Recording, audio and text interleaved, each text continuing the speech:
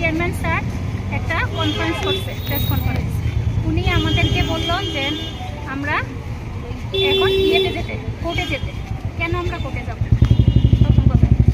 আর ভুল যে হয়েছে, আমরা প্রমাণ অনেক কিছু দিয়েছি ওদেরকে, কিন্তু ওরা আমাদের কথা শুনে না।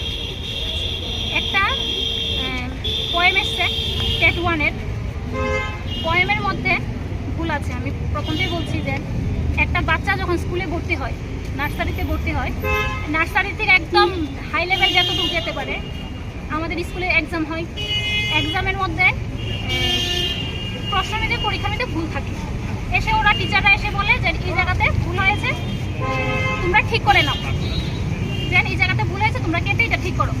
কিন্তু বিগত আমাদের টেট 1 পরীক্ষা যেন গেছে, ওরা একবারও পোয়েমটাতে যেন ভুল করেছে, একবারও ওরা বলেনি কিছু যে এটা ভুল হয়েছে, আবার আমাদেরকে কিছু জানায়নি। এরকম সেম টেট 2-এর একটা প্রশ্ন ক্রিয়াপদ, আর ক্রিয়াপদ নিয়ে একটা স্যারে সেদিন এটা নিয়ে খুব একটু হেসেই বলছে, স্যার জিজ্ঞেস করছে স্টুডেন্টকে যে তোমাদের কি এটা ভুল হয়েছে, তোমরা কি বুঝতে ভুল হয়েছে? না স্যার, ঠিক আনসার, তো সঠিক আনসার দিতে পেরেছ? হ্যাঁ। তারপরও এটাতে স্টার দিয়েছে, কারণ তারা জানে এটা ভুল করেছে, তারা প্রশ্নটার মধ্যে ভুল হয়েছে, তার জন্য ওরা স্টার দিয়েছে। কিন্তু তাহলে আমাদের কেন দেবে না? টেট 1-এ তো কবিতাটি যে নোবেল পুরস্কার পেয়েছে রাইটার, তিনি কবিতার পুরো লাইন একটা ওয়ার্ড চেঞ্জ করে তো পুরোটা কবিতাই চেঞ্জ করে দিল। তো এটা কি হলো? আচ্ছা, আরেকটা প্রশ্ন, মানসিক স্বাস্থ্য। এইবার তারা আনসার দিয়েছে মনের স্বাস্থ্য। কিভাবে হয়? আমি যে একজন প্রতিবন্ধী, আমার তো শারীরিক তারপর মানসিক, আমি দুটোই হওয়ার কথা। কারণ আমি আজকে মনটা ভালো আছে, কিন্তু আমি হাইয়ারে যেতে পারছি না অন্যখানে, কিন্তু আমার তো মনটা তো ঠিক ভালো নেই।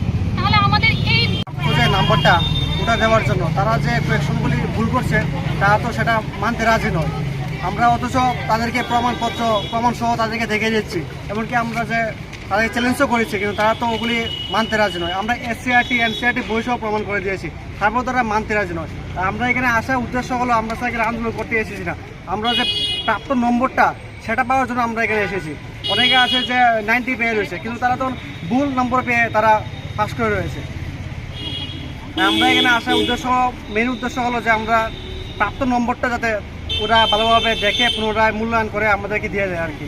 এটা CM স্যারের কাছেও আমি প্রার্থনা করছি যে উনিও যাতে এই ব্যাপারটা নিয়ে একটু দেখে আর কি, যাতে আমরা যে বারবারই আসতে হয়, কেন আসতে হয়, যাতে তারা এই ব্যাপারটা নিয়ে যে আসে আমরা দেখা উচিত ছিল, যাতে আমরা প্রাপ্ত নম্বরটা যাতে পেয়ে নিই আর কি। তার জন্য আমরা যদি প্রাপ্ত নম্বরটা পেয়ে নিই, তার